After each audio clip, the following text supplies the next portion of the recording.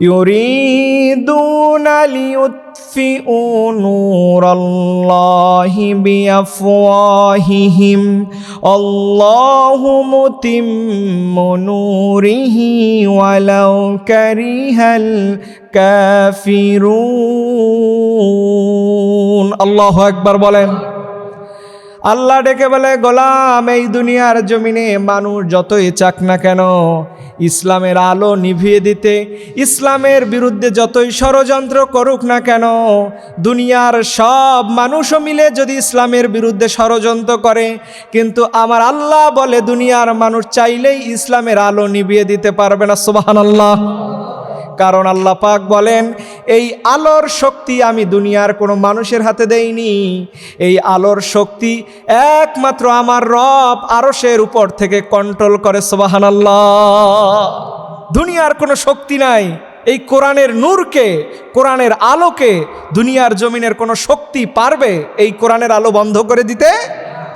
ভারত তো দূরের কথা, আমেরিকা দূরের কথা, দুনিয়ার কোনো কথাই আমরা বিশ্বাস করি না। কারণ মুমিনরা সদা সর্বদা তার রবের ওয়াদা মেনে চলে এবং আল্লাহ পাক নিজেই এই কোরআনের আলো, নিজেই এই কোরআনকে হেফাজত করার কথা বলেছেন, আর নিজেই এই কোরআনের আলো দিয়ে গোটা বিশ্বর মধ্যে একমাত্র আল্লাহর জীবন বিধানকে তিনি উড্ডীন করে দিবে। সুবহানাল্লাহ।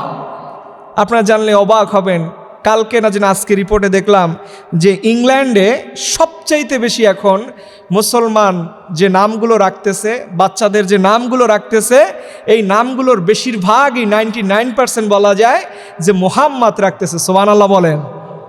সেখানকার মানুষগুলো এই মুহাম্মদ সাল্লাল্লাহু আলাইহি সাল্লামের জীবনী পড়ে তাদের জীবন বাস্তবায়ন করতেছে নবীর নাম ধরে। কারণ তারা জানে পৃথিবীর সব মানুষের আদর্শ একরকম, আর মুহাম্মদ সাল্লাল্লাহু আলাইহি সাল্লামের আদর্শ হচ্ছে আর একরকম। কারণ ওনার আদর্শের সাথে পৃথিবীর কারো আদর্শ তুলনা হয়?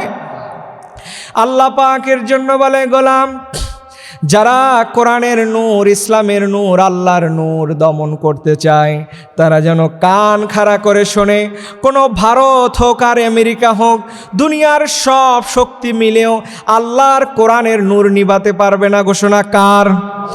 আল্লাহ পাকের জন্য আমাদের বলছে, গোলাম এই কোরআনের নূর যদি তোমরা বাঁচিয়ে রাখতে চাও, আওয়াজ দিয়ে বলেন, আমরা কি এই কোরআনের নূর বাঁচিয়ে রাখতে চাই কি চাই না?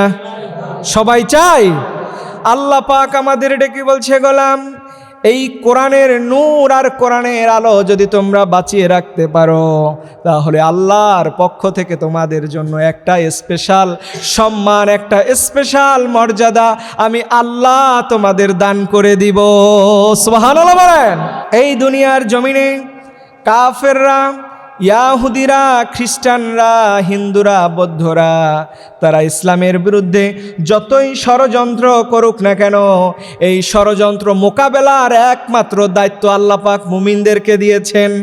আমরা যদি বলি আল্লাহ এই দুনিয়ার জমিনে যত তাগুত শক্তিকে মোকাবেলা করলে, এই তাগুত শক্তিকে প্রতিহত করলে আমাদের লাভ কি জানার দরকার আছে না নাই? আল্লাহ পাক বলেন, ইয়া আইয়ুহাল্লাযীনা আমানু হাল আদুল্লুকুম আলা তিজারাতিন তুনজিকুম মিন আযাবিন আলীম। একটা আওয়াজ দেবেন আল্লাহু আকবার। আল্লাহ বলে, ও দুনিয়ার মানুষ শোনো, কোরআনের আলো এক শ্রেণীর মানুষরা বন্ধ করে দিতে চায়। কোরআনের আলো যেন দুনিয়াতে না ছড়িয়ে পড়ুক এইটা বন্ধ করতে চায়। কিন্তু এই কোরআনের আলো ছড়িয়ে ছিটিয়ে দেওয়ার জন্য আল্লাহ পাক দায়িত্ব দিয়েছেন মুমিনদেরকে। কাদের বলেন?